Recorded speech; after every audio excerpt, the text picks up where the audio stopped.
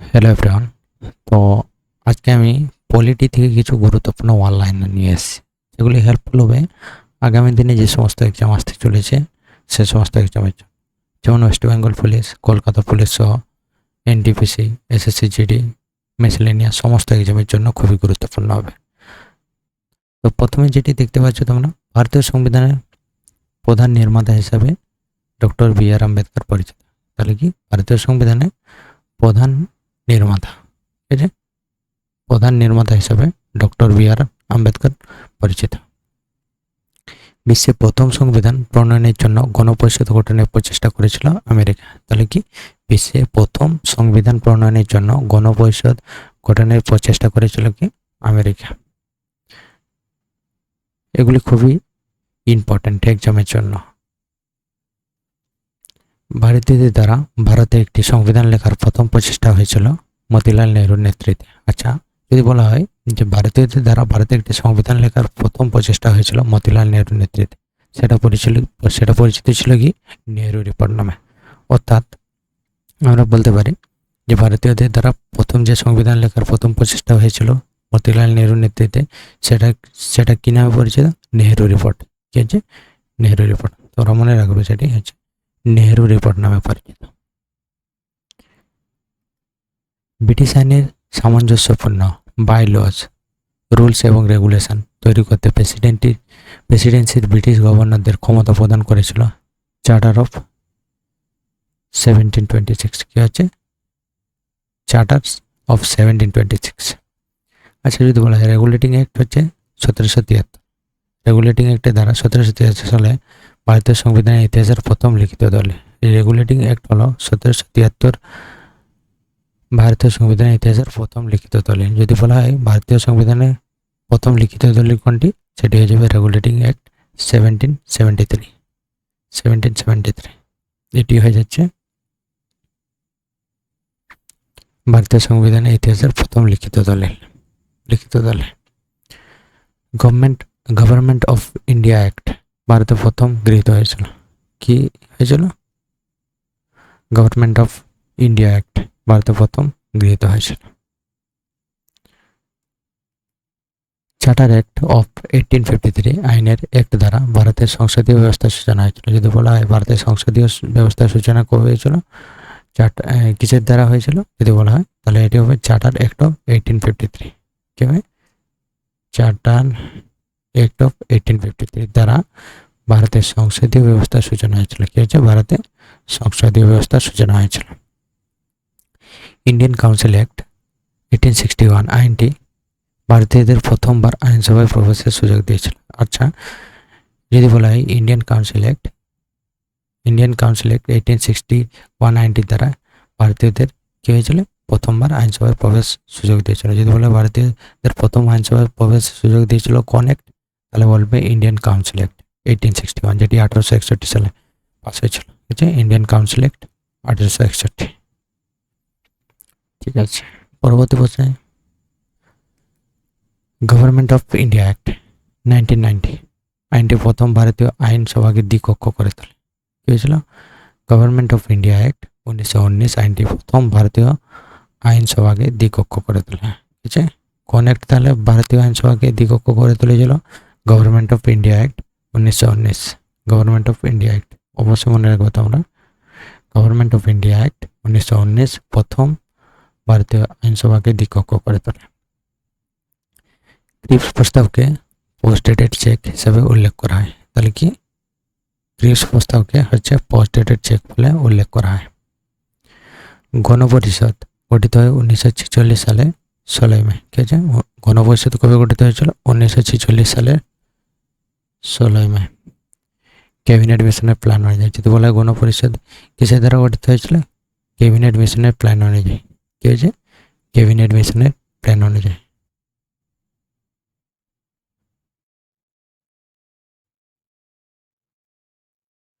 Cabinet মিশনের plan অনুযায়ী হচ্ছে গণপরিষদ গঠিত হয়। ক্যাবিনেট মিশন ভারতে আসে 1946 সালে। মনে রাখবো 1946 সালে 24 মার্চ। তাহলে ক্যাবিনেট মিশন ভারতে কবে আসে? 1946 সালে 24 মার্চ। প্রথমে গণপরিষদে 389 জন সদস্য ছিল। আচ্ছা, প্রথমে গণপরিষদে কতজন সদস্য ছিল? তাহলে মেম্বার ছিল 389। পরে পাকিস্তানপন্থীরা আলাদা হয়ে গেলে সদস্য সংখ্যা দাঁড়ায় 299। অর্থাৎ প্রথমে ছিল কত? 389, এবং পরে পাকিস্তানপন্থীরা কি হয়েছে? আলাদা হয়ে যায়, এবং আলাদা হয়ে গেলে তার সংখ্যা কত দাঁড়ায়? 299। গণপরিষদের প্রথম অধিবেশন বসে 1946 সালে 9 ডিসেম্বর। তাহলে যদি বলা হয় গণপরিষদের প্রথম অধিবেশন কবে বসে, এটি হয়ে যাবে 1946 সালে 9 ডিসেম্বর। 1946 সালে 9 ডিসেম্বর। গণপরিষদের প্রথম অস্থায়ী সভাপতি ডক্টর সচ্চিদানন্দ সিনহা, 9 থেকে 11 ডিসেম্বর 1946 সাল। গণপরিষদের প্রথম অস্থায়ী সভাপতি হনকে ডক্টর সচ্চিদানন্দ সিনহা। কত সালে? 1946। গণপরিষদের প্রথম স্থায়ী সভাপতি ডক্টর রাজেন্দ্র প্রসাদ। যদি বলা হয় স্থায়ী সভাপতিকে, ডক্টর রাজেন্দ্র প্রসাদ। স্থায়ী সভাপতি কে ছিলেন? ডক্টর রাজেন্দ্র প্রসাদ। সংবিধান তৈরি খসড়া কমিটি বা ড্রাফটিং কমিটি গঠিত হয় কত সালে? 1947 সালে 29 আগস্ট। 1947 সালে 29 আগস্ট। আচ্ছা, ড্রাফটিং কমিটি কত সালে গঠিত হয়? তাহলে 1947 সালে। 1947 সালে হয় 29 আগস্ট। সংবিধান তৈরি খসড়া কমিটি যার সভাপতি ছিলেন ডক্টর বি আর আম্বেদকর। যদি বলা হয় খসড়া কমিটি বা ড্রাফটিং কমিটির সভাপতি কে ছিলেন? ডক্টর বি আর আম্বেদকর। তাহলে কি হবে? ডক্টর বি আর আম্বেদকর। ডক্টর বি আর ড্রাফটিং কমিটির হচ্ছে কি সভাপতি ছিলেন।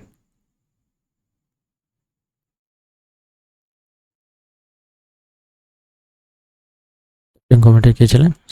সভাপতি ছিলেন। সংবিধান তৈরি খসড়া কমিটির অধিবেশন হয়েছিল 11টি। সংবিধান তৈরি খসড়া কমিটির অধিবেশন হয়েছিল 11টি। কটি অধিবেশন হয়েছিল? 11টি। সংবিধানের ধারণা দেন এম এন রায়। কে ধারণা দিয়েছিলেন? এম এন রায়, অর্থাৎ মানবেন্দ্রনাথ রায়।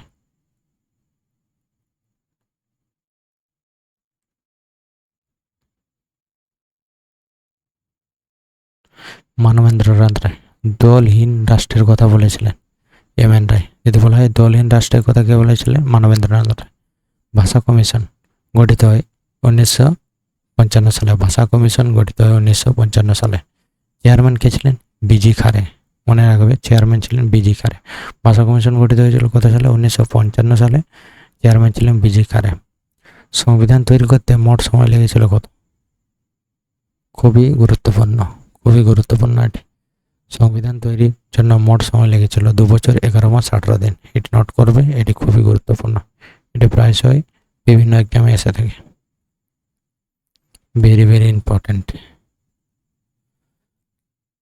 সংবিধান গৃহীত হয়েছিল 1949 সালে 26শে নভেম্বর। 1949 সালে 26শে নভেম্বর। সংবিধান কার্যকরী হয় 1950 সালে 26শে জানুয়ারি। অর্থাৎ গৃহীত হয় কত সালে? 1949 সালে 26শে নভেম্বর, এবং কার্যকরী হয় 1950 সালে। ঠিক 1 বছর পরেই কি হয়েছিল? কার্যকরী হয়েছিল। তবে নাগরিকত্ব নির্বাচনের মতো গুরুত্বপূর্ণ বিষয়গুলি 15টি ধারা 1949 সালে 26শে নভেম্বর থেকেই কার্যকর। তাহলে কোনটি কার্যকর হয়েছিল 1949 সালে 26শে নভেম্বর থেকে? নাগরিকত্ব ও নির্বাচনের মতো গুরুত্বপূর্ণ বিষয়গুলি 1949 সালে 26শে নভেম্বর থেকেই কার্যকরী হয়। অর্থাৎ যবে গৃহীত হয় তবে থেকেই হচ্ছে কার্যকরী হয়। মাউন্টব্যাটেন পরিকল্পনা।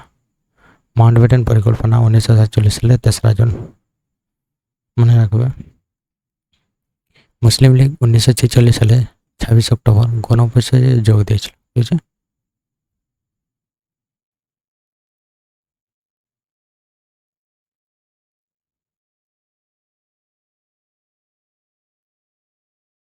গণপরিষদে যোগ দিয়েছিল। মুসলিম লীগ 1947 সালে 26 জুলাই গণপরিষদ ত্যাগ করে। কত?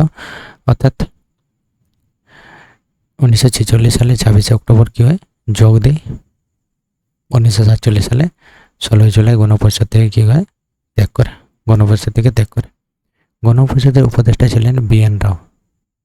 কে ছিলেন? বি এন রাও। বেঙ্গল নাথ সিং রাও। গণপরিষদ দ্বারা 22টি কমিটি তৈরি করা হয়েছিল। ওটে 22টি কমিটি তৈরি করা হয়েছিল। মনে রাখবে, ওটে 22টি কমিটি তৈরি করা হয়েছিল। 22টি কমিটি তৈরি করা হয়েছিল। প্রথম ভারতীয় সংবিধান তৈরির জন্য গণপরিষদ গঠনের ধারণা দিয়েছিল স্বরাজ দল 1928 সালে। সংবিধান তৈরির জন্য তাহলে প্রথম কে ধারণা দিয়েছিল? স্বরাজ দল। কত সালে? 1928 সালে। 1928 সালে। জওহরলাল নেহরু 22 জানুয়ারি 1947 সালে অবজেক্টিভ রেজুলেশন এর উপস্থাপন শুরু করেছিলেন। কি হচ্ছে অবজেক্টিভ রেজুলেশন এর উপস্থাপন শুরু করেছিলেন। ভারতের সংবিধানকে 1935 সালে ভারত শাসন আইনের কপি বলেছিলেন কে? এন শ্রীনিবাসন। মূল সংবিধানে 22টি অংশ। মূল সংবিধানের কটি 22টি অংশ রয়েছে, 395টি ধারা এবং 8টি তালিকা ছিল। কটি তালিকা ছিল? 8টি। মনে রাখবে 22টি অংশ ছিল, 395টি ধারা, 8টি তালিকা। বর্তমানে সংবিধানে 22টি অংশ। কথা 22টি অংশ, 448টি ধারা রয়েছে এবং 12টি তালিকা বা শিডিউল্ড আছে। সংবিধানের জনক বলা হয়ে থাকে ডক্টর বি আর আম্বেদকর। মনে রাখবে সংবিধানের জনক হচ্ছে ডক্টর বি আম্বেদকর। আচ্ছা, ফাদার বলা হয়ে থাকে, father of the Indian constitution হলে ডক্টর বি আর আম্বেদকর। 26 নভেম্বর 1949 সংবিধানে স্বাক্ষর করেছিলেন 284 জন। কত? যদি বলা হয় 26 নভেম্বর 1949 সালে যখন গৃহীত হয় তখন স্বাক্ষর করেছিলেন কত? 284 জন। মনে রাখবে, এটি অনেক সময় প্রশ্নে পড়ে থাকে যে কতজন সদস্য স্বাক্ষর করেছিলেন। এটি হয়ে যাবে 284। ক্যাবিনেট মিশনের প্রস্তাব অনুযায়ী গণপরিষদের মোট আসন সংখ্যা হচ্ছে 389। আচ্ছা, ক্যাবিনেট মিশনের প্রস্তাব অনুযায়ী গণপরিষদের মোট আসন সংখ্যা হচ্ছে 389। এর মধ্যে 11টি ব্রিটিশ শাসিত ছিল। কটি? 11টি ব্রিটিশ শাসিত প্রদেশের জন্য 292টি আসন ছিল। ব্রিটিশ শাসিত প্রদেশগুলোর জন্য কত? 292টি আসন ছিল। তার মধ্যে মুসলিমদের জন্য 78টি ছিল। কত? মুসলিমদের জন্য হচ্ছে 78টি, শিখদের জন্য হচ্ছে 4টি, এবং সাধারণের জন্য 210টি আসন নির্ধারিত হয়। মুখ্য কমিশনার শাসিত দিল্লি, আজমির, মারওয়ারা, কুর্গ, ব্রিটিশ বেলুচিস্তান একজন করে প্রতিনিধি ছিলেন। কত? একজন করে প্রতিনিধি ছিলেন। এগুলি ব্যতী রেখে দেশের রাজ্যগুলির মনোনীত প্রতিনিধিদের জন্য মোট 93টি আসন বরাদ্দ করা হয়। কোটি? মোট 93টি আসন বরাদ্দ করা হয়। মনে রাখবে যে দিল্লি, আজমির, মারওয়ারা, কুর্গ, ব্রিটিশ বেলুচিস্তান একজন করে প্রতিনিধি ছিলেন। এই সমস্ত এগুলিতে ব্যতী রেখে দেশের রাজ্যগুলির মনোনীত প্রতিনিধিদের জন্য মোট 93টি আসন বরাদ্দ করা হয়। 93টি। গণপরিষদের কমিটি ও তার সভাপতিগণ। খসড়া কমিটির সভাপতি কে ছিলেন? ডক্টর বি আর আম্বেদকর। ডক্টর বি আর। যদি বলা হয় স্টিয়ারিং কমিটির সভাপতি কে ছিলেন? ডক্টর রাজেন্দ্র প্রসাদ। মনে রাখবে ডক্টর রাজেন্দ্র প্রসাদ ছিলেন স্টিয়ারিং কমিটির সভাপতি। কেন্দ্রীয় ক্ষমতা সম্পর্কিত কমিটির জন্য পণ্ডিত জওহরলাল নেহরু করেছিলেন? সভাপতি করেছিলেন। নেক্সট, কেন্দ্রীয় শাসনতন্ত্র সম্পর্কিত কমিটি, এটি হলো জওহরলাল নেহরু। প্রাদেশিক শাসনতন্ত্র সম্পর্কিত কমিটি হচ্ছে পণ্ডিত জওহরলাল নেহরু। খুবই গুরুত্বপূর্ণ। মৌলিক অধিকার সংক্রান্ত সাব কমিটি, এটি হবে জে.বি. কৃপালিনী। এটিও খুব ইম্পর্টেন্ট। অবশ্য মানে মৌলিক অধিকার, সংখ্যালঘু, আদিবাসী বিষয় সংক্রান্ত কমিটি হচ্ছে সর্দার বল্লভভাই প্যাটেল। সেগুলো দাগ দিয়ে দিচ্ছি, এগুলো খুবই ইম্পর্টেন্ট। সংখ্যালঘু সম্পর্কিত উপদেষ্টা কমিটি, এটি হবে এইচ.সি. মুখার্জি। সবার কার্যাবলী সম্পর্কিত কমিটি, জি.বি. মাবলাঙ্কার। জাতীয় পতাকা সম্পর্কিত কমিটি, এটি হয়ে ডক্টর রাজেন্দ্র প্রসাদ। এটিও ইম্পর্টেন্ট।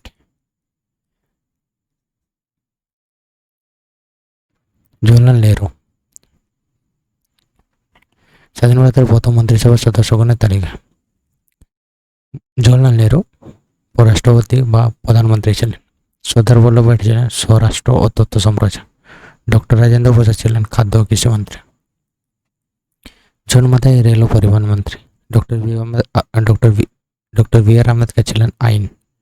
সর্দার বলদেব সিং ছিলেন প্রতিরক্ষা মন্ত্রী। এটি অবশ্যই খুব ইম্পর্টেন্ট, মাঝে মধ্যে এক্সামে পড়েই থাকে এই প্রশ্নটি।